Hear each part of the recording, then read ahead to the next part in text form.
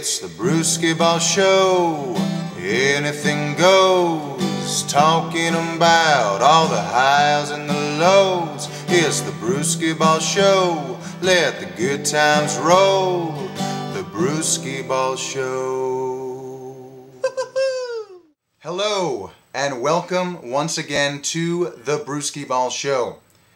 This is episode number 3. I hope you enjoyed our debut episodes.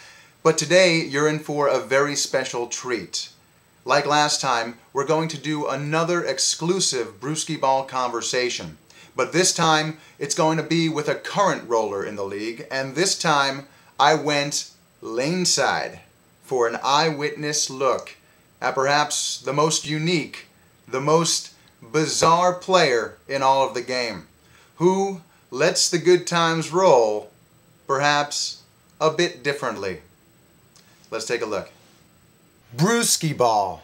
The first ever competitive skee-ball league began in New York City in the winter of 2005. Since then, it has expanded to Charlotte, Wilmington, San Francisco, and will continue expanding to cities across the country.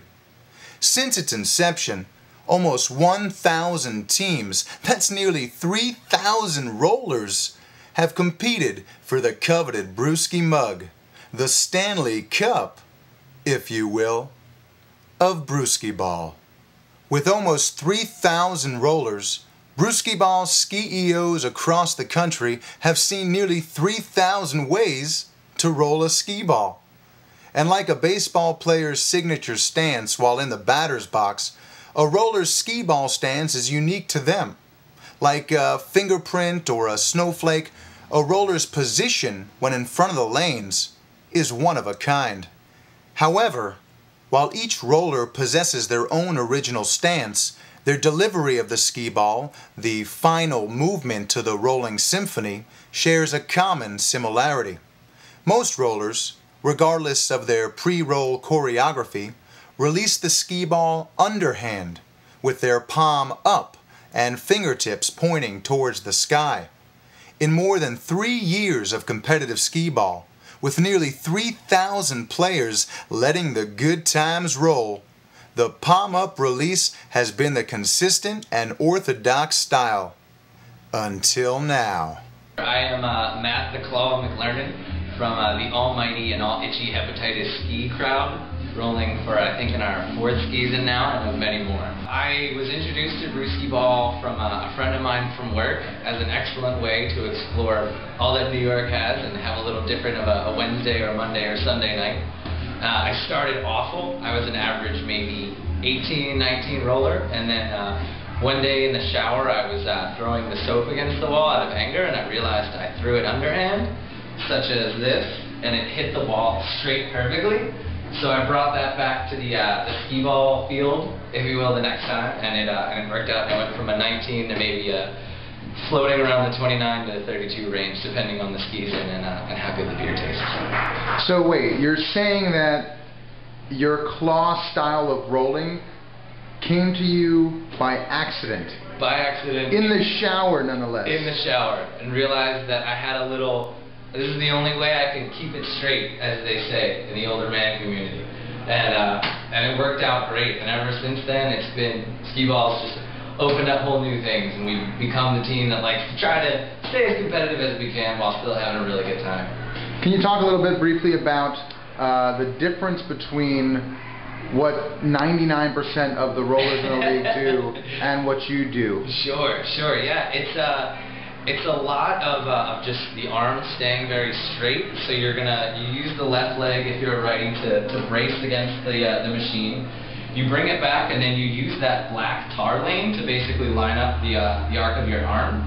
And then basically at the very end of it, you just try to let your arm go kind of Spider-Man style a little bit, so you don't put any spin or take it off to the side or get any wrist in there. Because my problem was wrist, so now it's just all arm. And then with that, you can put speed to control if you're trying to go 30, 40, 50. And when I get it pretty good, I can put a little bit more backspin on it to try to really get it the lip and sink right into where I'm going. So, I mean, it seems like the claw style of rolling is very similar to the open palm, if you will, style of rolling. It's the same type of philosophy, but just a little bit backwards. Yeah, exactly. Which is kind of how I do a lot of things personally. So, I was gonna say, you roll against the grain. Yes. Do you do anything else against the grain that sticks out in your life? You know, it's just lots of little things along the way. From wearing 3 or 4 watches as I was a kid to still loving climbing trees, having anywhere between 3 to 8 bowls of cereal a day. So nothing too crazy overall, but in small doses it kind of balances everything out. Now your nickname, the Claw, obviously that nickname came about because when you roll, it looks like you're rolling with a claw. However, the true origin of that name comes from what film? Liar, liar. That's right. It's the claw. You're scared of the claw. I was just gonna say, can we have your best Jim Carrey the Claw impersonation? That was the best one I could do. Come on, let's see it. Go for it. The roll or the Jim Carrey?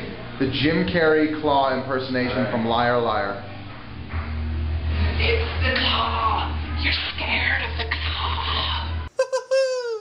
Ladies and gentlemen, live and in person, the Claw. There he is. What's up? How's it going, man? We gotta look out. Hey, thanks for coming, man. Absolutely, absolutely. Always a pleasure. Wow, you're here. The Claw. The Claw is here. I gotta say, it's an exciting time. Would you care for a high life? I would love one. All right. Can you rip it? Yeah. You know, it works for skee-ball, but just not for a beer just yet. So, the Claw, you are one in nearly 3,000 rollers to roll with your hand upside down. Mm-hmm. What does that mean? Yeah, it's just something that worked out for me, and you know, it goes back to the whole find your 40 thing, and everything else I was trying was not leading me to my 40, and this just really sealed the deal for me. So, well, you are the Claw. However you got there, you got there. Why were you angry in the shower? It was the morning after a skee-ball night, and I guarantee you I probably rolled maybe a 19 over the course of the night, and was just really pissed off and was trying to just see if I could get the soap to hit a spot on the wall, and was trying this thing and sidearm and that thing, and I just was giving up literally, and it was one of those kind of serendipity moments, and just flung it against the wall like I was done with it and hit it spot on, and I realized I'd thrown it underhand. So you were really angry in the shower. Okay, I just wanted to verify that fact. I'm happy to clear that up. You are the Claw. You are one out of nearly 3,000 people in the world, as far as our reporting can tell, that uses the Claw technique. You roll in the New York City League. There are 64 teams in the New York City League. Right. That's roughly 200 rollers. How is the Claw received by you know, your teammates and your enemies, your skee-ball rivals, if you will? Yeah, it's gotten some mixed reviews overall. I'd have to say that the lovely teammates of Hepatitis Ski were always extremely supportive. Karen and Sharon had always just said, you know what? Big shout out to you guys that just said go for it. If it works, keep rolling.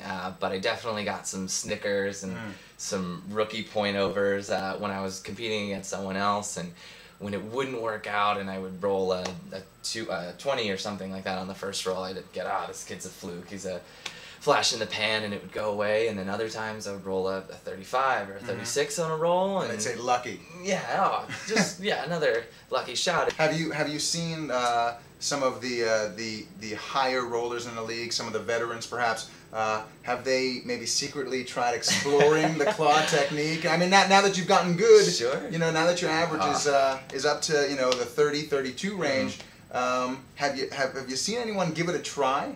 I haven't really seen it, especially when I'm around. I don't know if it's something where it's so kind of on the fringe still, that if one of the, I don't know, the top players, the juices, let's say, were to really give it a shot and see if he could make it work for him, and it just totally failed, and he would just kind of say the whole thing was a wash. Jerry, how'd the Claw technique work out for you? Miserable. It's a miserable style. Miserable. Let the good times roll. The Brewskee-Ball Show.